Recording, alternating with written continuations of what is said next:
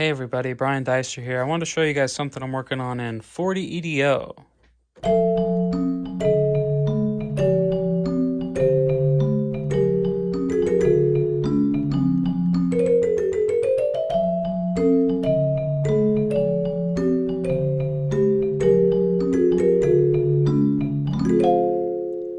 So, I want to explain a few things about 40 EDO. The mathematics is very simple in terms of the cents. Everything is moving by 30 cents, very simple.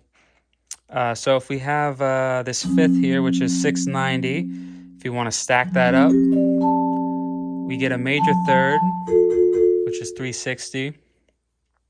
So in comparison with 5 over 4, fairly off, but we also have 390, which is fairly on. So there's some different options for thirds you're going to use. Of course, if you're going to do a 6/9 chord, like I was just referring to, it makes a lot of sense to use the flatter version, but you could also use this more in tune with 5 over 4 version of the major third.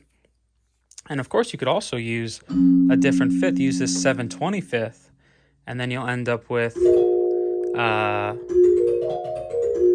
5 EDO, 6/9 chord, I guess. You could call it a 6/9 chord, but it's just 5 EDO. And of course, any EDO divisible by 5, you have that option.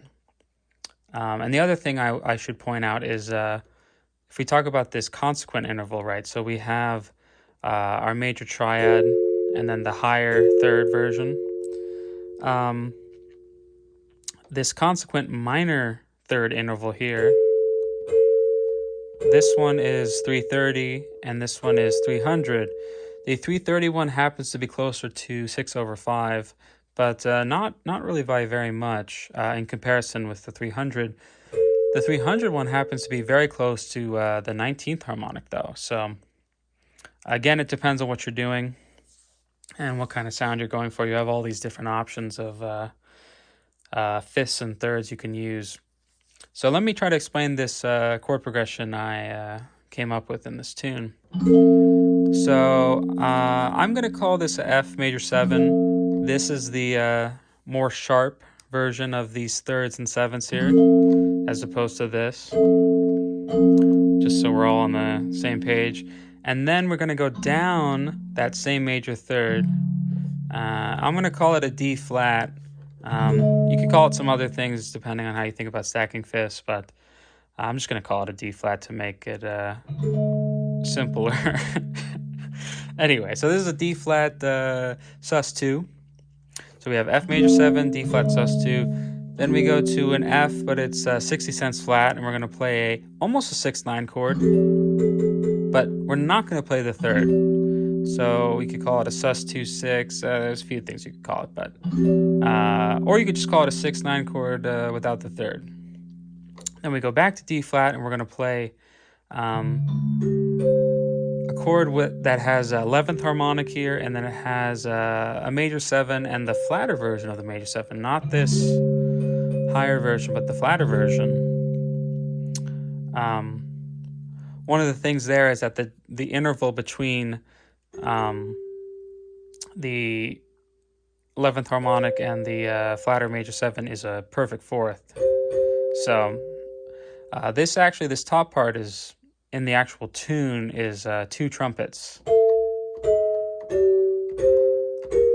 And it also explains this interval here, because in this context it would be this is an F sus2 4 chord, except the 4 is 30 cents flat. So if you think about stacking the fifths up to get a sus2 4, this fifth that's at the bottom here would be that 7/25th. But what I was thinking is that this interval here, I preferred it to be the 300 cent minor third than the 330. Just thought it sounded better as a 19th harmonic type of thing. And then that goes down to get a nice D flat major, again the higher version of the major third, and then we end it off with an F that's 30 cents flat. So the bass is actually doing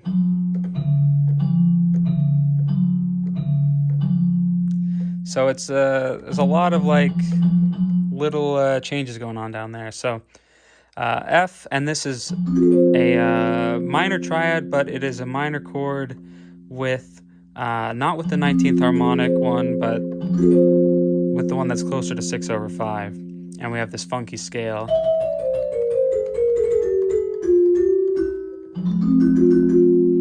All right, thank you. Bye bye.